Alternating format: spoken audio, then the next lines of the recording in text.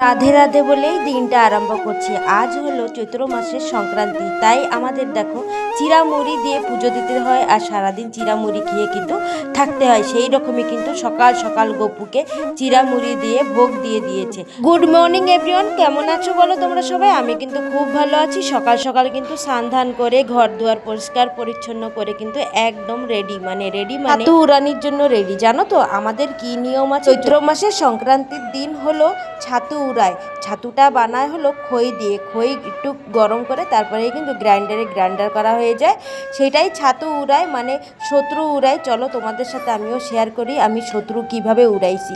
আমার মা কালকে রাত্রে বসে কিন্তু এইসব রেডি করে রেখেছে যে সকালবেলা সবাই ঘুম থেকে উঠে স্নান করে তারপরেই কিন্তু রাস্তার 3 মোড়ের মাঝখানেই যায় কিন্তু উড়ানি লাগবে। তাদের বাড়ির সবার কিন্তু স্নান করে উড়ানি হয়ে গিয়েছে, আর আমি কিন্তু এখন লাস্টে আমি আর আমার যে দাদার মেয়ে আমাদের দুইজনেরই কিন্তু হয়নি, তাই আমরা দুইজন একসাথে গিয়েই উড়াবো। আর দেখো এই যে দুই হাতে দুই মুঠা কিন্তু নিয়ে নিয়েছি, এইটা এইভাবে একটা শলক আছে সেইটাই বলে কিন্তু পাচার তল থেকে ছুঁড়ে মারা লাগবে, আর কিন্তু পিছনে তাকানি যাবে না। আর জানো তো আমাদের বাড়ি এমন জায়গায় যে সেই রাস্তাটাও কিন্তু আমাদের বাড়ির সামনে, মানে 3 মোড়ের মাথা রাস্তাটাও কিন্তু আমাদের বাড়ির সামনে, তা বেশি দূর কিন্তু যাওয়া লাগবে না। তাই দেখো এই যে বেরিয়ে পড়েছি, আর আমার সাথে আমার দাদার মেয়ে যাবে বলে কিন্তু ও অনেকক্ষণ হয়েছে স্নান করছে, কিন্তু আমার স্নান করা হয়নি বলে আমার জন্য কিন্তু দাঁড়িয়েছিল মানে বসেছিল।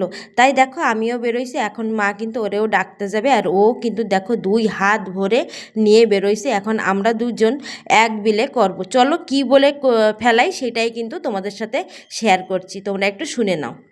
এরকম করে 3বার কয়ে তারপরে আটু মাঝখানে যা, আটু মাঝখানে যা। দেখো দেখো ভালো এরম বলে করব, এরম বলে হ্যাঁ হ্যাঁ হ্যাঁ হ্যাঁ এরম করব, হ্যাঁ হ্যাঁ এরম মনে এরম করব।